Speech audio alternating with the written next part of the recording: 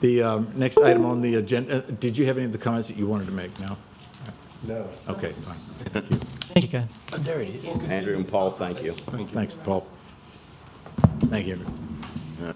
Next item on the agenda is the 2022 Wicomico County Hazard Mitigation Resilience Plan. Mr. Lorenzo Cropper. Yes, sir. How are you? Good evening. Good evening. Good evening. Lorenzo. You brought backup? Yes, I did.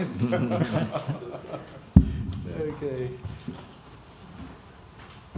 If you, each of you could announce, let us know your name, your title, your position, et cetera, for the public. Thank you very much. Okay, we'll start with Ms. King down there. Michelle King with Smith Planning and Design. You can bring the mic closer to you if you wish. Michelle King with Please. Smith Planning and Design.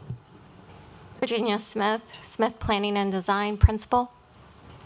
Lorenzo Cropper, Deputy Director, Wacomica County Emergency Services. Mr. Cropper, we'll let you go first. Okay, the reason for this evening is to talk about the 2022 Wacomica County Hazard Mitigation Plan. It's basically an update from our 2016 plan with some significant changes, I will admit. Mainly, we added probably, I'm going to say, double the size of the committee. We were looking for a diverse group and wanted a true representation of our community. So we had people from all walks of life, whether it be industry, education, nonprofits. When I said education, we had private schools, we had the colleges, we had the public schools. So we just had a very, very diverse work group. We even went with the Lower Shore Vulnerable Task Force to get that side, which they were very helpful, especially with due to COVID, we could not meet in person a lot, but they were very helpful with our website on the back end, which was the Wicomico hazards.org website, which the ladies did a lot of the work through that website. And one of the things that the Lower Shore Vulnerable Task Force come up with was some of the verbiage that was not acceptable to certain groups. So we went back and we changed that verbiage to get the input from those different ethnic groups. So some may say, well, why do you have to have it? The reason for the approved hazard mitigation plan is FEMA requires one for non-emergency funding grants, i.e. Housing elevation grants. That we've done a few of those in the county. Just other projects that you may come up with, or the municipalities may come up with. This is not only a plan for us, but also the 8 municipalities. So I forgot to talk about them. We also had participation from the 8 municipalities. Right. The Volunteer Fire Service, Career Fire Service, just about any group that's in Wacomico County, we had someone from that group, so we had a very diverse group. So we did have some few changes besides expanding the group. We wrote another section in there for active assailant. We went in more in depth for the pandemic because we were in COVID, so we really hit that hard and expanded that with the help of the health officer and her staff, and Title Health also participated. You have to go online and get it. We are pending adoption. It is an approved plan by FEMA. So they have approved it pending adoption. So this is the first step that we'll have this work session with you all, and hopefully then get a hearing and move forward with the formal adoption of the plan. Okay. These ladies were just unbelievable in helping us and assisting us with it. So Very good. Very good. Any questions of Mr. Cropper? I just have one question. I'm sorry if I missed it when I stepped out. Is there a designated shelter for natural disaster? I know Deer's Head Hospital was. we one of have those, actually correct? a couple shelters in the county that we utilize. Okay. Yes, ma'am. Any questions? Yes, go ahead, Josh. I was just going to say, this is, of course, this is quite a document, 512 pages. I don't know if there's anything that stands out, I guess, for any of the changes that did happen or that you think is noteworthy to try to bring. I mean, I tried to do a good skim of it and make sure that,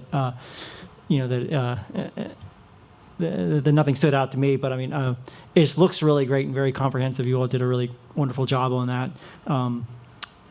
I guess if there's anything else that you think we should spend more time thinking through, or that yeah, I'll put it at that, I guess. I am not aware of anything specific right now. Okay. And I will say, by the way, you did a fantastic. The outreach was really well received, and I think you got a lot of good folks in there. The only thing that I did want to also say was that I only saw it once on page like 200 and something, but mentioning the Paleo channel, I guess in general, it's one thing to be. That is an important resource that I don't think we often say well enough in here, and that is as you know, that water system is not. There's few other places like that in the country that have that kind of a resource or underground. So any kind of extra protection on that is something that really should be focused on. I know the county has its own regulations and with that in its own overlay district, but I can't overemphasize that enough when it comes to. But yeah, I'll leave it at that. Yeah.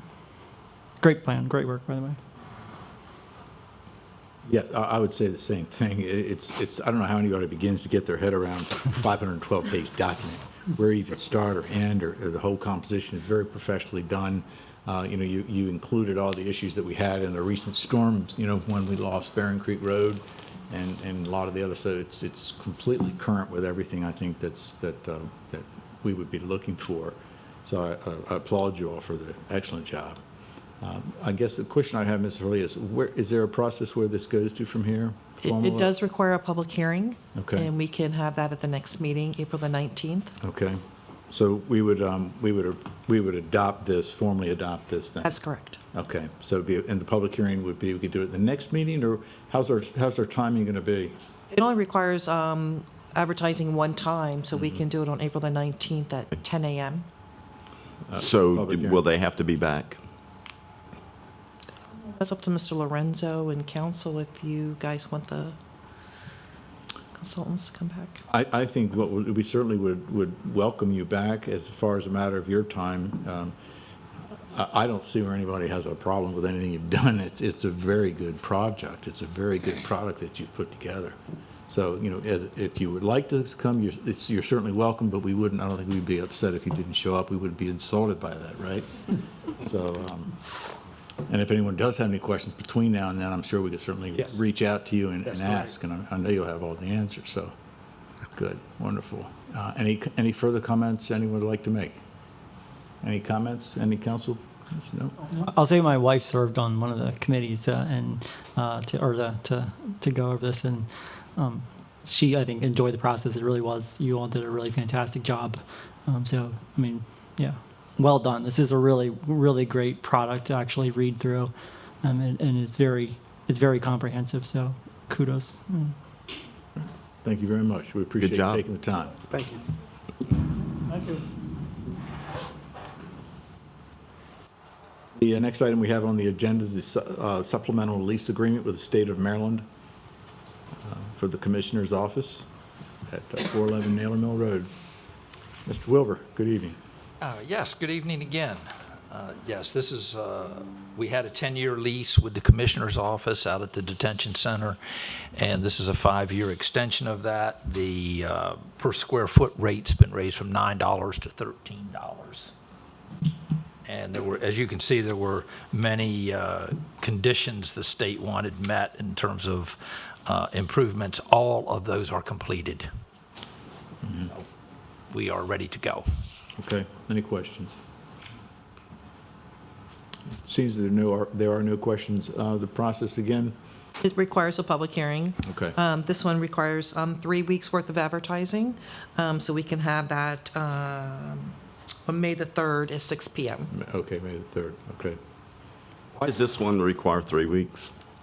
It's state law. State law. State law requires Yeah, 3 it's weeks. a Thank special you. state law requirement. Okay. State money. All right. Yes, thank you very much, Mr. Wilbur. Mr. Wilbur. Next item on the agenda is the solar facility site lease agreement. We have here tonight Mr. Chris Davidson, doing an excellent job as our assistant airport manager. We really appreciate you taking the time to be here. Sorry to hold you up for so long. Thank you, council members. My name is Chris Davidson. I'm your assistant airport manager. And I just want to, I brought with me Ms. Amberly Young and Rachel Boots of Community Power Group to assist and answer any technical questions you may have. Good. This process started back last spring in 2021. The county put out an RFP for solar power to get a return on, to decrease our electricity costs. We received 9 proposals, and Community Power Group clearly rose to the top, and they were the #1. So we entered negotiations with them back in August of 2021, and we've been working with them ever since. But before we get into the weeds and start answering questions, I want to point out a couple of things that make this this a little bit more complicated than what it actually is. The reason you have so much paperwork is because it's 2 solar sites at 1 geographical location. One solar site is to fund the county's electrical bills, this building and other county buildings, and the other solar site is for the airport's needs.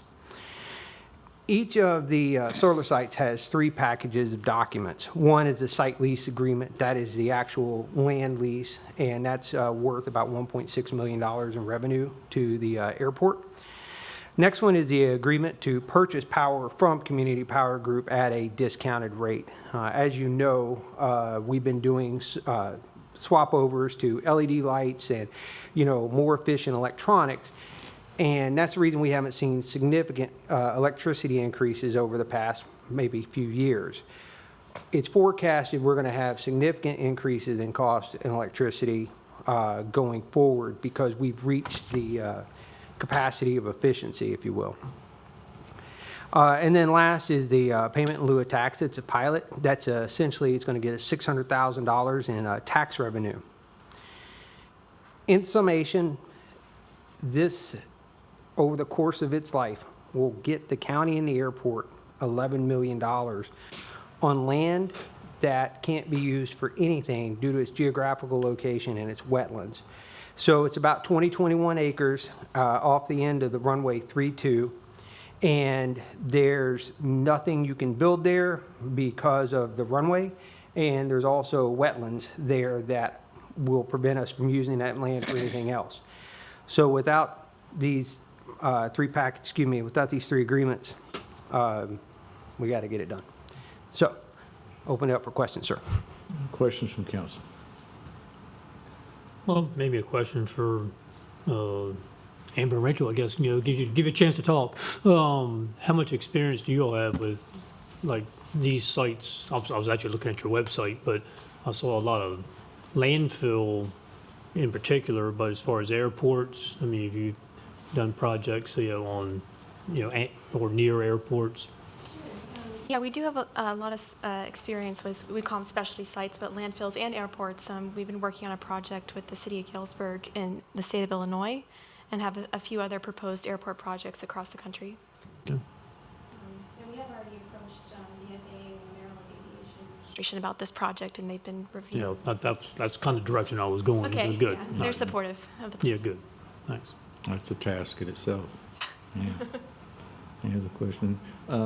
Chris, I'd like to thank you as well, because I know you had questions earlier, and you responded to those very well. We got a complete breakdown of all the concerns I think that the council had as a body, and it helped out a lot in trying to navigate through this. So thank you for addressing that. You're welcome. I also want to talk about Mr. Atkins and all the great work he does with plow days and how we tried to accommodate. We've created a parking lot space for them, so in case there's overflow, that they will still be able to park there, because that's, we understand the airport is a part of the community, and it's very important to us that we continue to serve the community while also creating a revenue stream that allows the airport to grow. I think that goes a long way, and I really appreciate you making that comment and mentioning that. Let me see here real quick, sorry. One more question, Mr. Yes, please. Just, I guess, understanding as far as this, this particular, well, can you tell us, I guess the bigger trends for, putting in pollinator habitat and other kinds of things like that. I guess how do you address the land that it's on? Of course, some of this I know is quasi-wetland, I guess, or others. But what are we doing for, I guess, vegetation management and that kind of thing? Understanding that we don't want to put extra chemicals in the ground, but what are we doing for vegetation management? Can you address that? Yeah, Rachel Boots. I'm the civil engineer on the project, and Community Power Group generally uses pollinator-friendly ground cover, and we would use a native seed mix, and that would potentially help the neighboring farm. We also are recommending screening around the Mount Herman Road side and the Airport Road side. That's typically 1 to 2 rows of a native tree species, typically evergreens, so that it's continually screened. We also recommend game fencing as a recommended security fence or chain link fence, depending on the airport's security needs. Any other questions? Mrs. Hurley, I always turn to you. This also requires a public hearing. Okay. And we can have that on the same day, May 3rd, May at 6 3rd. PM. Okay. Any other comments that you, Mr. Question. Yes, where? So you are going to do screening, correct? You said this is wetlands? There is a 2-acre wetland in the middle of the field. Amberly and I actually met with the MDE consultant, Well, I mean, I know that property very well. I didn't realize, I know there's a little low spot in the middle, Yeah. so I guess that's considered, but the whole property is not wetland. no, it's an emergent wetland, non-tidal. Right, okay. Okay. All right, this is going to be interesting. Thank you. So we'll have a public hearing May 3rd at 6 PM. May 3rd, 6 p.m. Okay. All right. Anything further you'd like to add? Okay. All right. Thank you all. Thank you very Thank you. much. Thank you for hanging in there with us. Entertain a motion from council to adjourn. Move. Second. All those in favor? Aye.